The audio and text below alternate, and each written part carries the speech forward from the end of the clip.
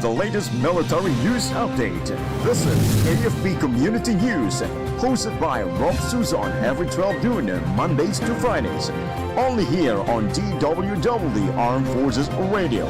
One AFP for a stronger Philippines. Army troops recover firearm parts and supplies of NPA in Bulacan security operation. Second ID discharges rescued Filipina-American Chantal Anicoche, facilitates reunion with mother. DOH assures public no active Nipah cases in the country. Turnover of horizontal housing projects starts under PBBM's expanded 4PH.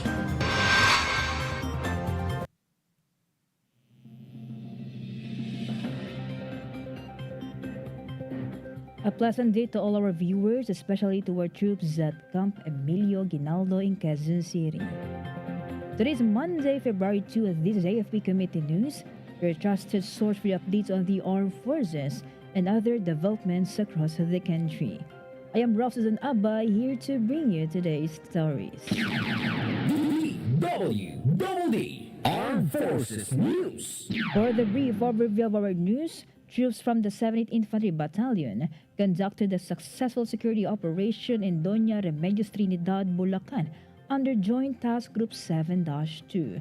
Acting on a civilian tip, soldiers recovered firearm components and food supplies believed linked to dismantled communist armed groups.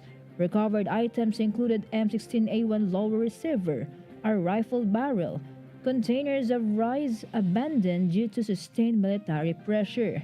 Army officials credited community cooperation and vowed to continue coordinated security operations to keep the area stable.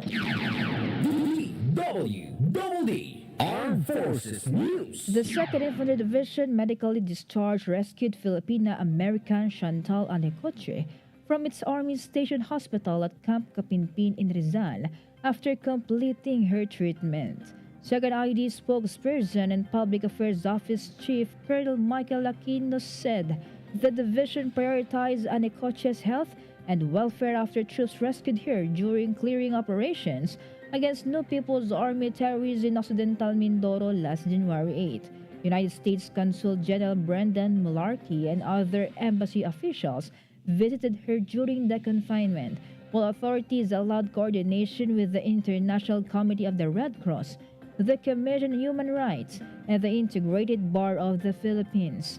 Anicoche later reunited with her mother at Camp Capinpin and returned to U.S. territory.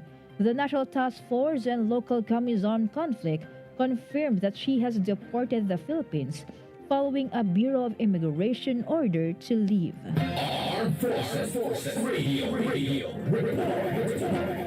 From Gina, updates about Army troops neutralized two suspected NPA members in Negros Oriental clash.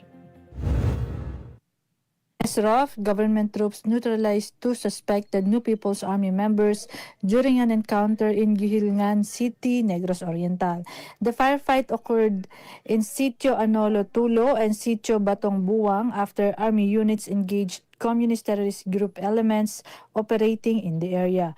The 62nd Infantry Battalion reported that troops from the 47th Infantry Battalion led the operation. Police said authorities are still working to identify the two fatalities. This is Gina reporting for AFP Community News, one AFP for stronger Philippines. Thank you, Gina.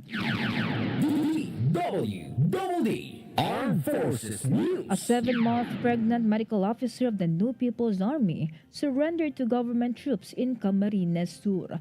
The 9th Infantry Division said alias Laika yielded to soldiers of the 83rd Infantry Battalion in the town of Presentacion.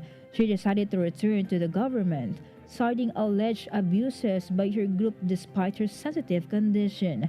The military is now providing her with medical and psychosocial assistance. DWDD Armed Forces News. The 11th Infantry Division rendered full military honors to Sergeant Earl Andrew Bagiroro of the 35th Infantry Battalion during solemn rites in Sulu yesterday. Sergeant Baguiaro died in action while conducting a security patrol in Patikul when lawless armed elements attacked his unit.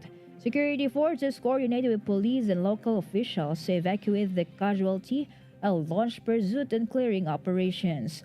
Army officials honored his heroism and sacrifice and extended condolences while reaffirming their commitment to peace and security in Sulu. Armed Forces Radio. From our report on the ground, let us hear the report of Mike about 1103rd Infantry Brigade distributes school supplies to support Tuwak learners. The 1103rd Infantry Brigade of the Philippine Army turned over school supplies to students of Tuwak Primary School in Sulu to support youth education and community development. Deputy Brigade Commander Colonel Abdul Halim Sakilan led the activity on behalf of Brigade Commander Brigadier General Emmanuel Cabasan with battalion commanders and civil military units in attendance. The distribution aimed to ease the burden of families and encourage learners to continue their studies. Army officials said the initiative strengthens community partnerships and promotes peace and nation-building efforts. This is Mike reporting for AFP Community News, 1 AFP for a Stronger Philippines. Thank you, Mike. DWDD Armed Forces News. The 10th Infantry Division is working to complete insurgency-free declarations in 7 remaining municipalities within its area of responsibility this year. Division officials reported that security forces have already neutralized all New People's Army armed units in their jurisdiction. Major Ruben Gado, the chief of the 10th Infantry Division Public Affairs Office, said the local government units and peace and order councils are finalizing the required resolutions and documents.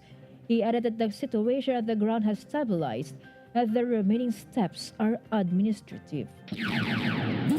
DWDD National News. For our national news, the Department of Health assured the public that there are no records of the Nipah virus in the country. DOH Assistant Secretary Albert Domingo said the Philippines is among the countries that are heightening efforts to prevent the virus from entering its borders. He pointed out that there are dedicated spotters who are nurses at the Ninoy Aquino International Airport who observe arriving passengers for signs and symptoms and are also equipped with terminal cameras that can read a person's temperature. New arrivals are also required to fill up e-travel documents within 72 hours to determine countries and territories they previously visited. Armed Forces Radio. From NOLCOM, let us hear some information from Jan. 5th ID showcases S readiness in CADEX 2026.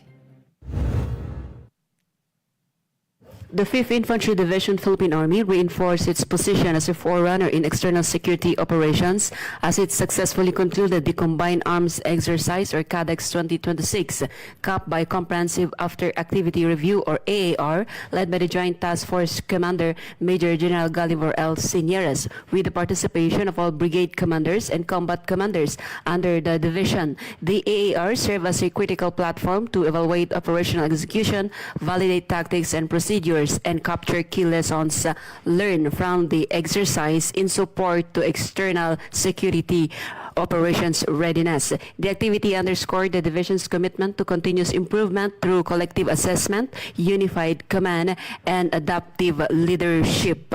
This is John Salok reporting for AFP Community News, 1 AFP for Stronger Philippines. Thank you, Joan from NOLCOM. DWDD National News. The first ever horizontal housing units under President Ferdinand Marcos Jr.'s expanded Pambansang Pabahay para sa Pilipino program were turned over to beneficiaries in Occidental Mindoro. During a ceremony attended by officials from the Department of Human Settlements and Urban Development and local government unit, newly completed housing units under the Mamburao-Ville Socialized Housing Project in Barangay Payumpon, Mamburao were turned over to the beneficiaries. DHSUD Secretary Jose Ramon Aliling branded the event as a huge milestone barely 7 months after including horizontal development or subdivision type housing under the expanded 4PH. Upon his assumption last May, Secretary Jose Ramon Aliling recalibrated the 4PH to include more housing modalities such as horizontal development. DWDD National News. The foreign ministers of the Association of Southeast Asian Nations have signaled openness to adopt a document that would facilitate Coast Guard to Coast Guard and maritime cooperation in Southeast Asia. The Philippines made the proposal to adopt the ASEAN Declaration on Maritime Cooperation in the upcoming 48th ASEAN Leaders Summit in May. The ASEAN chair said the foreign ministers present at the retreat welcomed the move. Foreign Affairs spokesperson for ASEAN Dax Imperial also said that Manila is specifically hoping to get consensus on a framework on Coast Guard cooperation and an ASEAN Center on Maritime. Armed Forces Radio Report. From Solcom, let us hear some information from Jess regarding NAVFOR Sol commemorates the 126th anniversary of the Battle of Legazpi. Go, Jess. Yes, good afternoon. The Naval Forces Southern Luzon participated in the commemoration of the 126th anniversary of the Battle of Legazpi on January 23, 2026 at the Battle of Legazpi Pylon, Legazpi Port District, Legazpi City. The ceremony was led by City Mayor Honorable Hisham B. Ismail and attended by representatives from the Philippine Navy, Armed Forces of the Philippines, Philippine National Police, and local government unit of Legazpi City. The event honored the historical Battle of Legazpi City in 1900s during the Philippine-American War, where Filipino fighters led by Commander Antonio Reyes bravely resisted American forces despite being outnumbered and being outgunned. Their sacrifices stands as a testament to the courage and determination of the people of Legazpi in defending the nation's freedom. NAVFOR Sol participation underscores its commitment to preventing historical memory, promoting patriotism, and honoring the sacrifice of local heroes. Through this commemoration, NAVFOR Sol reaffirms its dedication to national unity and its deep respect for a legacy of those who helped shape the nation's independence. This is Jess from Solcom reporting for AFP Community News, 1 AFP for a stronger Philippines. Thank you, Jess from Solcom. DWDD National News. Meanwhile, the National Council on Disability Affairs and the Department of Social Welfare and Development welcomes individuals and groups who want to help those in need. But they emphasize that care centers need to comply with laws and regulations following the shutdown of an unlicensed care facility in Laguna. NCDA explained that the government requires a license to ensure social work agencies and the practice of social work profession are officially regulated, recognized, and authorized to deliver helpful and quality social services. The DSWD shut down an unlicensed care facility in Barangay Landayan in San Pedro, Laguna, owned by vlogger Benji Perillo, also known as Bench TV, after a site inspection Thursday. DSWD personnel saw 12 people staying at the shelter when they conducted their inspection and have taken custody of 6 of them, including 2 minors. DWDD National News. Metropolitan Manila Development Authority General Manager Nicolas Torre III encouraged the Filipino workers to consider biking to work. He emphasized that cycling is a viable alternative amid continuing debates over traffic management in Metro Manila. Torre made the remarks as he joined bike advocates during the 129th Tiklop General Assembly of the Tiklop Society of the Philippines at the University of the Philippines, Diliman. He said he intended to formally propose that the policy setting put up Metro Manila Council incentives or subsidies for businesses that provide these facilities to their workers. Armed Forces Radio Report. Let us hear more from Meljoy of First Year G about 98 IB Commander strengthens unity with religious sector leaders of Apayao. Go, Meljoy.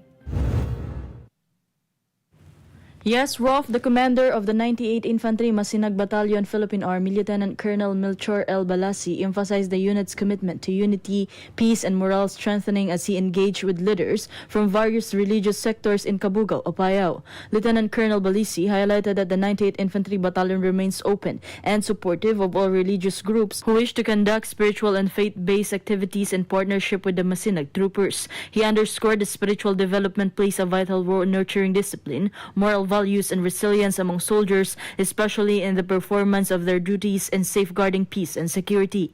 The engagements serve as a platform to strengthen collaboration between the military and the religious community, fostering mutual understanding and shared commitment to peace, unity, and community development. Through these partnerships, the battalion aims to promote holistic well-being among its personnel while reinforcing harmonious relations with various sectors of society. This is Meljo Inesio Oroco reporting for AFP Community News. One AFP for stronger Philippines. Thank you, Maljoya, for CRG. DWDD National News. The Department of the Interior and Local Government has ordered a strict nationwide enforcement of the anti-EPAL policy. The agency directed all local government units and DILG offices to immediately remove the names and images of public officials from all government-funded projects, programs, activities, and properties. Interior and Local Government Secretary John Vic Remulla stressed that government projects should not be used for personal promotion. He noted that these are funded by taxpayers and must reflect public service rather than political self-promotion. DWDD National News. The Maritime Industry Authority will look at survivors' claims there were not enough life vests, missing names in the passengers' manifest, and that the ill-fated MV Trija Kirsten 3 was a replacement ship for another ship at the tragic ferry sinking off Basilan. Marina spokesperson Director Luisito de los Santos said these are among the possible lapses that they will look at in their investigation and safety audit of Allison Shipping Lines, which owns and operates the ill-fated ship. De Los Santos said the Marine and Philippine Coast Guard are working in matching the incident, with the PCG continuing search and rescue operations. The agency added that based on what it has found so far, the MB Trija Curtin 3's papers are in order. Armed Forces Radio Report. And some information from Spencer about DSWD Davao awards seed capital to former rebels' livelihood groups. Yes, Rofh, the Department of Social Welfare and Development Davao Region conducted a ceremonial turnover of seed capital funds to 6 sustainable livelihood program associations in Moncayo, Davao de Oro.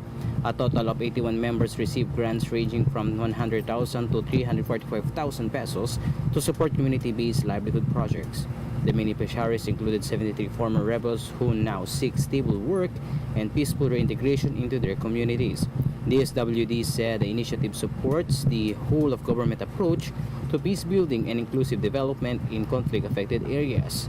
This is Spencer reporting for AFP Community News. One AFP for a stronger Philippines. Thank you, Spencer. Armed Forces Radio Report. And from Palawan, more updates from June's. West Philippine CIEC enhances awareness of Bucor trainees in Puerto Princesa City. Go ahead, Junes. The 6th Civil Relations Group Civil Military Operations Armed Forces of the Philippines successfully conducted an information and education campaign on the West Philippine Sea for trainees of the Bureau of Corrections or Bucor at the Iwahig Prison and Penal Farm, Puerto Princesa City. The activity aimed to enhance awareness and understanding of the West Philippine Sea issue, emphasizing its significance to national sovereignty, security, and the role of government institutions in promoting informed citizenship. Participants were briefed on the historical background, legal basis, and current developments surrounding the WPS, as well as the government's peaceful and rules-based approach in addressing maritime concerns. Through interactive discussions and visual presentations, the IEC fostered greater appreciation among Bucor trainees of their role as public servants in supporting national interests and promoting accurate information within their communities.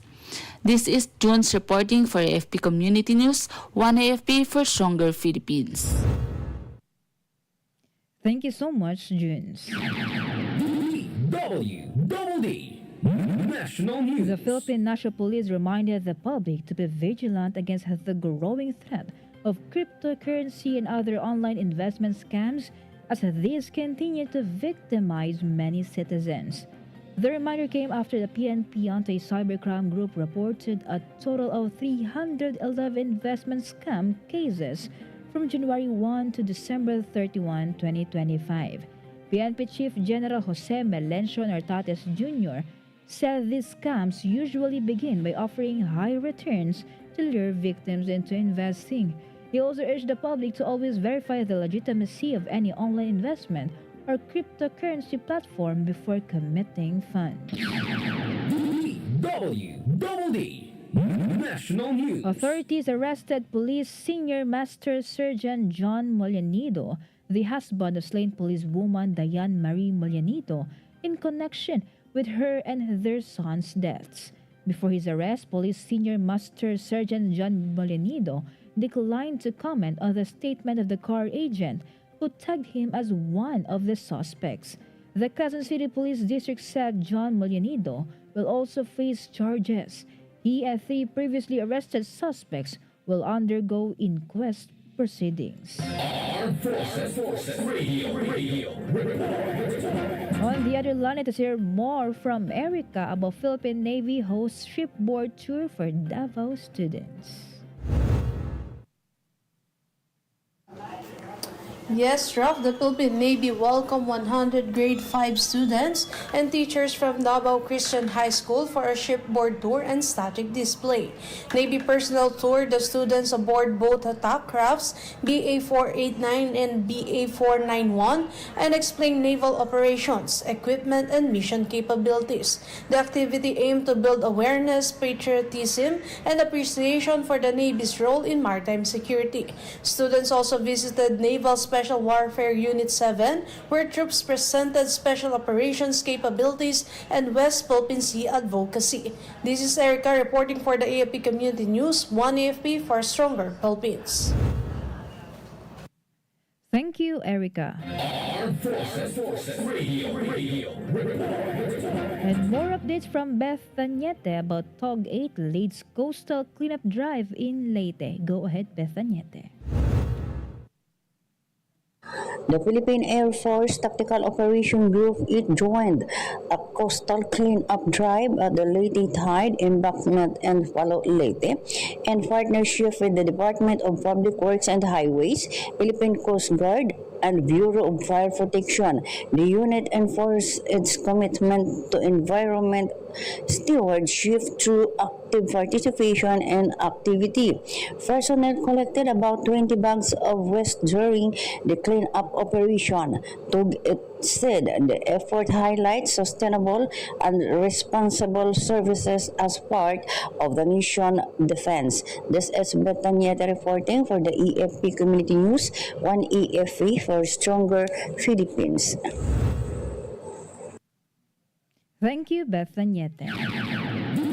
DWDD National News. The Bureau of Immigration reported the authorities intercepted and rescued a 17-year-old female passenger at Ninoy Aquino International Airport Terminal 1. The minor, identified by the alias Zia from Maguindanao del Sur, was about to depart for Saudi Arabia when immigration personnel found that her travel documents, including her passport, falsely indicated that she is 25 years old.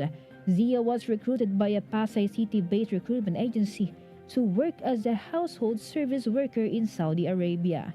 Following the interception, authorities immediately coordinated with the Interagency Council Against Trafficking, which formally took custody of the minor to provide protection, assistance, and to build cases against those behind the illegal recruitment attempt.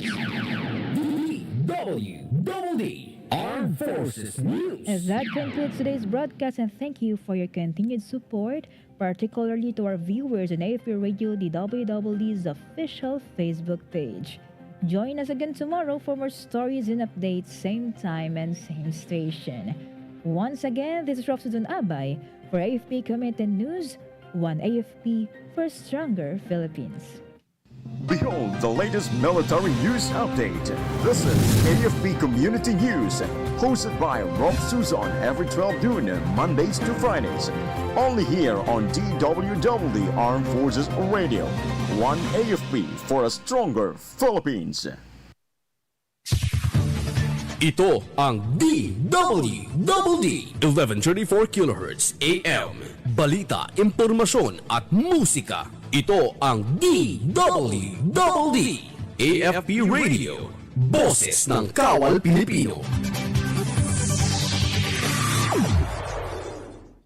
Kayo ay nakatutok sa DWDD AFP Radio. Kami po ay kasapi ng KBP, Kapisanan ng mga Broadcaster ng Pilipinas.